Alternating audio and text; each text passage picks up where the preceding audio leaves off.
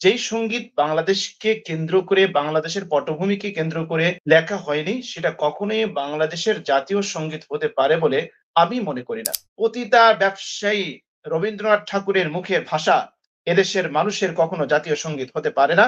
এই গানটির সাথে বাংলাদেশের কি সম্পর্ক? আপনি গোটা গান তন্ন তন্ন করে খুঁজে কোথাও আপনি বাংলাদেশ শব্দটা আপনি খুঁজে পাবেন না। যে রবীন্দ্রনাথ ঠাকুর কখনো বাংলা ভাষাভাষী মানুষের ভালো চাননি। ঢাকা বিশ্ববিদ্যালয় প্রতিষ্ঠার সবচেয়ে বড় বিরোধী ছিল রবীন্দ্রনাথ ঠাকুর। এবং জাতীয় সঙ্গীত পরিবর্তন কেন করা উচিত, কি কারণে, এটা আপনি বলবেন? যে সঙ্গীত বাংলাদেশকে কেন্দ্র করে লেখা হয়নি, সেটা বাংলাদেশের জাতীয় সঙ্গীত কিভাবে হতে পারে? এটা যে বাংলাদেশকে কেন্দ্র করে লেখা হয়নি, আমি প্রথম যে এভিডেন্সটা দিতে চাই সেটা হলো, আমরা জানি যে বাংলাদেশের জন্মের পূর্বেই রবীন্দ্রনাথ ঠাকুর পৃথিবী ছেড়ে চলে গিয়েছেন। রবি ঠাকুরের জন্ম হচ্ছে ৭ই মে ১৮৬১, জোড়াসাঁকো ঠাকুরবাড়ি, কলকাতা, ভারত। মৃত্যু ৭ই অগাস্ট ১৯৪১, জোড়াসাঁকো ঠাকুরবাড়ি, কলকাতা, ভারত। তাহলে তার মৃত্যু হলো ১৯৪১ সালে, আর বাংলাদেশ স্বাধীন হয়েছে ১৯৭১ সালে। যার জন্মই হলো না বাংলাদেশের সময়, তার সঙ্গীত কি করে বাংলাদেশকে উৎসর্গ করতে পারে, বাংলাদেশের জন্য লেখা হতে পারে? এটা কখনোই হতে পারে না। সুতরাং মোটা দাগে প্রশ্ন হলো, যেই সঙ্গীত বাংলাদেশকে কেন্দ্র করে, বাংলাদেশের পটভূমিকে কেন্দ্র করে লেখা হয়নি, সেটা কখনোই বাংলাদেশের জাতীয় সঙ্গীত হতে পারে বলে আমি মনে করি না। ২ নাম্বার, এখানে আমরা আরেকটা এভিডেন্স দিতে পারি যে জাতীয় সঙ্গীতটি কেন বাংলাদেশের জাতীয় সঙ্গীত হতে পারে না। এই আমার সোনার বাংলাটি, এটা উইকিপিডিয়া মারফত যদি আমরা রেফারেন্স খুঁজি তাহলে দেখতে পাই, প্রশান্ত কুমার পাল, রবি জীবনী, পঞ্চম খণ্ড, আনন্দ পাবলিশার্স, কলকাতা, ১৯৯০, পৃষ্ঠা ২৫৮-৫৯। এখানে জানা যায় এই গানটির পটভূমি হচ্ছে বঙ্গভঙ্গ আন্দোলন। যেহেতু রবীন্দ্রনাথ বঙ্গভঙ্গ রদের পক্ষে ছিল এবং বঙ্গভঙ্গ রদ হওয়াটা বাংলাদেশের স্বার্থের পরিপন্থী, তাই এই গানটি অবশ্যই বাংলাদেশ বিরোধী। আচ্ছা, তাহলে আমরা দেখতে পেলাম যে এই গানটা মূলত সে লিখেছিল বঙ্গভঙ্গ রদ। আমরা জানি, সবাই যারা মোটামুটি ইতিহাস জানি, যে ঢাকা, চট্টগ্রাম, রাজশাহী এবং আসামকে নিয়ে যে আলাদা একটা স্টেট তৈরি হয়েছিল, যেটা বাংলাদেশের মানুষের জন্য অনেকটা তাদের উন্নতি, তাদের শিক্ষা-দীক্ষা সব দিক থেকে এটা বাঙালি বা বাংলা ভাষাভাষী মানুষের জন্য একটা প্লাস পয়েন্ট ছিল। কিন্তু হিন্দুদের জোরালো আন্দোলনের ফলে, বিশেষ করে রবি ঠাকুরের মতো যারা ছিল খুব স্বার্থান্বেষী, তাদের আন্দোলনের পরিপ্রেক্ষিতে ব্রিটিশরা কিন্তু এই বঙ্গভঙ্গ পরবর্তীতে রোধ করে দেয়। তাহলে এই রবীন্দ্রনাথ ঠাকুর যে গানটি রচনা করেছে সেটা হচ্ছে বাংলাদেশ বিরোধী। খুব ভালো করে মনে রাখতে হবে আমাদের দর্শক মন্ডলী, আমরা এই পয়েন্টটা খেয়াল করি। সে যে গান রচনা করেছে সেটা হচ্ছে বঙ্গভঙ্গ রোধ। মানে বঙ্গকে আলাদা করে, বাংলা ভাষাভাষীকে আলাদা করে যে রাষ্ট্র হয়েছিল তার বিরোধিতা করার জন্য সেই এই গানটা রচনা করেছিল। সুতরাং যেই গানটা রচনা করা হলো আমার দেশের মানুষের স্বার্থের বিরুদ্ধে গিয়ে, আমি অবাক হই, আফসোস লাগে, নিজেকে ধিক্কার দিতে ইচ্ছা করে, সেই গানটি হলো আমার দেশের জাতীয় সঙ্গীত। এটা একটা লজ্জাস্কর বিষয়। এটা একটা মানে জাতি হিসেবে আমি মনে করি একটা কলঙ্কের বিষয়। এই গানটির সাথে বাংলাদেশের কি সম্পর্ক? আপনি গোটা গান তন্ন তন্ন করে খুঁজে কোথাও আপনি বাংলাদেশ শব্দটা আপনি খুঁজে পাবেন না। কেন পাবেন না? কারণ সেটা তো বাংলাদেশকে কেন্দ্র করে লেখা হয়নি। সুতরাং যেই গানটি বাংলাদেশকে কেন্দ্র করে লেখা হয়নি, সেই গানকে আপনি বাংলাদেশের জাতীয় সঙ্গীত হিসেবে আপনি চালিয়ে দিতে পারেন না। এটা চালিয়ে দেওয়া যায় না। এখন সময় এসেছে আমাদেরকে এ ব্যাপারে কথা বলার, নতুন করে ভাবার। নতুন বাংলাদেশের নতুন জাতীয় সঙ্গীত হবে, এটি স্বাভাবিক। সুতরাং আমাদের কথা বলা উচিত। আমি যদি আরেকটু কড়া কথা বলি, তাহলে আমাকে বলতে হয় যে রবীন্দ্রনাথ ঠাকুর কখনো বাংলা ভাষাভাষী মানুষের ভালো চাননি। তিনি সবসময় বাংলা ভাষাভাষী মানুষকে তুচ্ছ করেছে, বাংলাদেশীদেরকে তুচ্ছ করেছে। এমনকি ঢাকা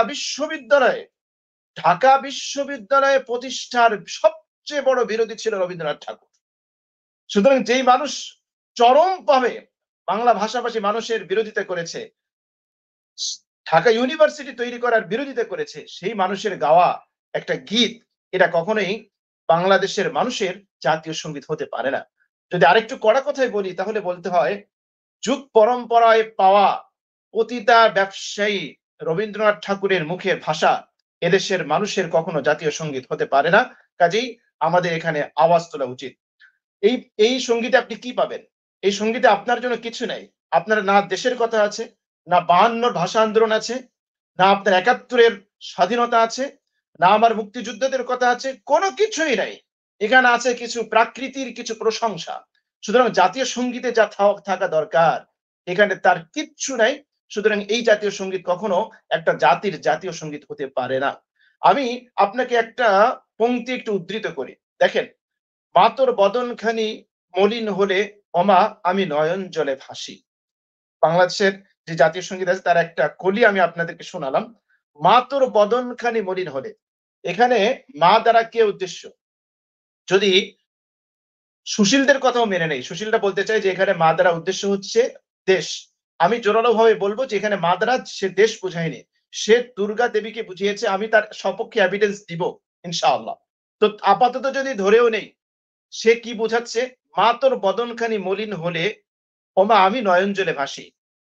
মা যদি তার চেহারাটা যদি কালো হয়ে যায়, সে যদি দুঃখ পায়, তাহলে আমি এত অকর্ম ছেলে যে আমি কিছুই করতে পারবো না। আমি শুধু নয়নের জল ফেলবো, চোখের জল ফেলবো।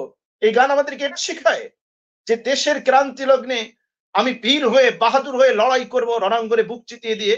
এরকম কিছু শেখাবে না। বরং আমি বসে, বসে কাপুরুষের মতো আমি চোখের জল ফেলবো, চোখের পানি ফেলবো। এটা তো আমাকে শিক্ষা দিচ্ছে। তো এই সংগীতটা কি করে এটা জাতীয় সংগীত হতে পারে? আমাদের সেই সুশীল ভাই বোনদের তাদের কি বিবেক বলতে কিছু নেই? তারা কি বিবেক খাটিয়ে একটু চিন্তা করে না? তাদের কি চিন্তা করার সময় এখনো আসে নাই? যে এই গান আমাদের কি শিক্ষা দিচ্ছে? আমাদের তরুণ প্রজন্মকে তাদের যেই টগবগে খুনে আগুন জ্বালিয়ে দেবে, এরকম কি আছে এই সঙ্গীতে? কিছুই নাই। আমি একটু পূর্বে যে দাবি করলাম যে এখানে মা দ্বারা রবীন্দ্রনাথ সঙ্গীত সে দেবীকে বুঝিয়েছে। সে মাটিকে বুঝায় নাই। তার সপক্ষে আমার এভিডেন্স কি? আপনারা জেনে থাকবেন রবীন্দ্রসঙ্গীতের আমাদের যেই যতটুকু গাওয়া হয় সম্ভবত ১০ লাইন, ১০ লাইন গাওয়া হয়। কিন্তু এটা কিন্তু ১০ লাইন, এটা হচ্ছে ২৫ লাইনের। এই গানটা হচ্ছে ২৫ লাইনের একটা গান। তো আমি শেষের দিকের ২৩-২৪ এর কিছু পংক্তি, কিছু কলি আপনাদেরকে একটু শোনাই। তাহলে আপনারা বুঝবেন যে রবীন্দ্রনাথ ঠাকুর আসলে মা বলে কি দেশকে বুঝিয়েছে নাকি দেবীকে বুঝিয়েছে। আমি একটু পড়ে শোনাই। "ওমা তোর চরণেতে দিলেম এই মাথা পেতে, ওমা তোর চরণেতে দিলেম এই মাথা পেতে, দেগো তোর পায়ের ধুলা সে যে আমার মাথার মানিক হবে। ওমা গরিবের ধন যা আছে তাই দিব চরণ তলে, মরি হায় হায় রে।" আমরা একটু অ্যানালাইসিস করি, একটু এক্সপ্লেইন করি। রবীন্দ্রনাথ ঠাকুর এখানে কি বলল? "ওমা তোর চরণেতে দিলেম এই মাথা পেতে।" তার মানে কি? দুর্গা দেবীর সামনে গিয়ে সে নত হচ্ছে। যেটা তারা পূজার ক্ষেত্রে যেটা করে। রবীন্দ্রনাথ ঠাকুরের সেই ভাষায়, সেই গানে তো এটাই ফুটে উঠছে। "ওমা তোর চরণেতে দিলেম এই মাথা পেতে।" তার মানে দুর্গা দেবীর তার সামনে গিয়ে সে মাথা পেতে দিয়েছে, মাথা ঠুকে দিয়েছে। "দেগো তোর পায়ের ধুলা সে যে আমার মাথার মালিক হবে।" এখন দেবী তার পায়ের ধুলা যদি রবীন্দ্রনাথ ঠাকুরকে দেয়, তাহলে এটা তার মাথার মালিক হবে। দেশ তো কখনো তার চরণ ধুলা দিতে পারে না। আর দেশের তো চরণ নাই যে দেশের চরণ তলে দেশের পায়ের নিচে গিয়ে আমি মাথা ঠুকবো। এটা হতে পারে না। যদি আমরা একটু গভীরভাবে দৃষ্টিপাত করি, তাহলে বোঝা যাবে, দেখা যাবে যে এই গান এটা রবীন্দ্রনাথ ঠাকুর তার দেবতা, তার দেবী, তার শিরকি আকিদা বিশ্বাস যেটা সে লালন করে, ধারণ করে তারই বহিঃপ্রকাশ সে এখানে ঘটিয়েছে। তারপরে শেষে কি বলেছে? "ওমা গরিবের ধন যা আছে তাই দিব চরণ তলে।" আমরা জানি যে হিন্দুরা তাদের দেবতা তাদের সামনে গিয়ে ভোগ দেয়। বিভিন্ন ধরনের খাবার দেয়। এখন রবীন্দ্রনাথ ঠাকুর বলছে, "ওমা গরিবের ধন যা আছে।" মানে আমার যা কিছু আছে তাই দিব তোর চরণ তলে। ওই দেবতার পায়ের নিচে নিয়ে গিয়ে রাখবো। ওরে হায় হায় রে! তাহলে এগুলো যদি আমরা চিন্তা করি, তাহলে স্পষ্টভাবে প্রতীয়মান হয়। স্পষ্টভাবে বোঝা যায় রবীন্দ্রনাথ ঠাকুর কখনোই এটা দ্বারা সে আ তার দেশকে বুঝায়নি, বরং এটা দ্বারা সে দেবতাকে বুঝিয়েছে, দেবীকে বুঝিয়েছে। আর সুতরাং এটা ৯২% বা ৯৫% মুসলমান তারা কখনোই এই শিরক মিশ্রিত এছাড়া আরো অনেক, অনেক আ ত্যা চ পংক্তি বা কলিতে আপত্তি আছে। আমি মোটা দাগে বললাম, ওদিকে আমি গেলাম না। তো এই যে বিষয়গুলো আছে, এই বিষয়গুলো কখনোই একটা মুসলিম অধ্যুষিত এলাকায় আ আমরা কখনোই এটা জাতীয় সংগীত মেনে নিতে পারি না।